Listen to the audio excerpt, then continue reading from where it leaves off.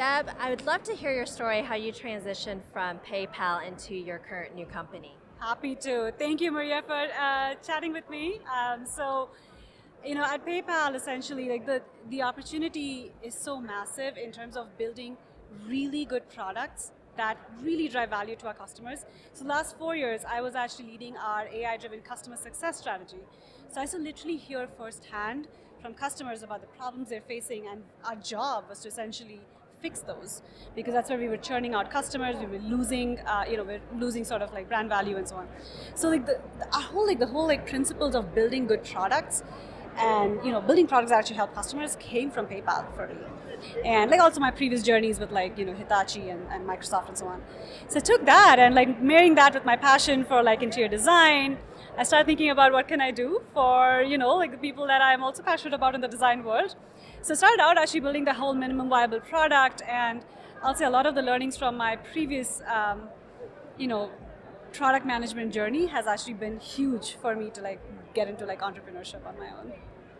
So then tell me, because that's a big leap of faith, right? And if you ask any entrepreneur, what is it like to just, first of all, make the decision? And getting started is really exciting, right? But then it's maintaining that course and growing everything.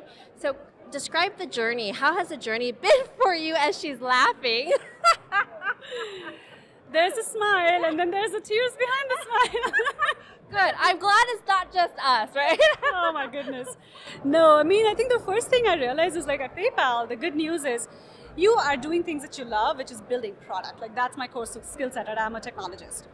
So it's fun. Like I'm building products, I'm talking to customers, I have like these resources that are partnering with me.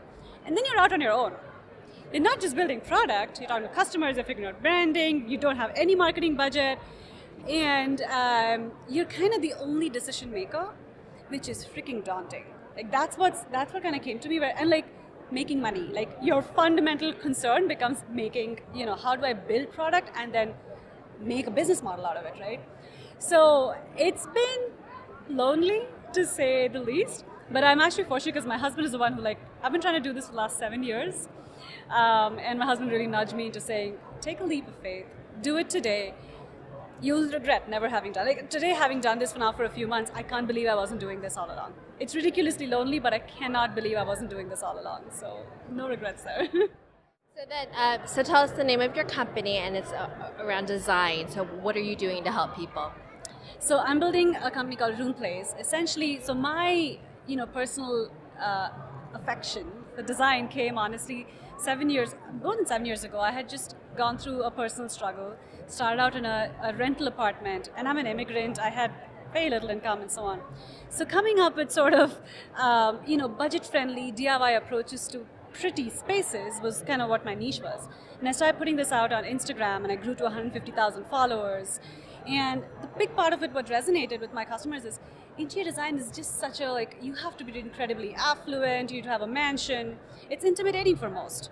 But there's so many of us who actually have more an approachable way to actually make beautiful spaces within your budget. So that's my mission. We're creating a platform for passionate designers to launch their storefronts and start helping customers globally. Well, we're here at the White Label Expo, and you actually were talking about that. And so tell me, how important is it for you to be here at an event like this, and also with collaborating with other entrepreneurs and companies? It's massive. I mean, like many of us, actually, we started our business completely during the pandemic, which in itself has been entrepreneurship in itself is a lonely journey. But as you know, as an entrepreneur, a big part of what you do is develop connections, network, get the word out, as well as learn from one another. This is one of the first events in a year and a half that I've actually been in the presence of others, not just to network, but also people who are in the same journey with me, right? It's validating to know that you're not in this alone. Everyone's actually working through this, and then the connections are invaluable. Because at the end of the day, what you learn, from an early stage startup to getting your first few hundred customers to building a repeatable model, everyone's finding their way through it. So I feel like it's been a huge opportunity. I'm so thankful to White Label for this.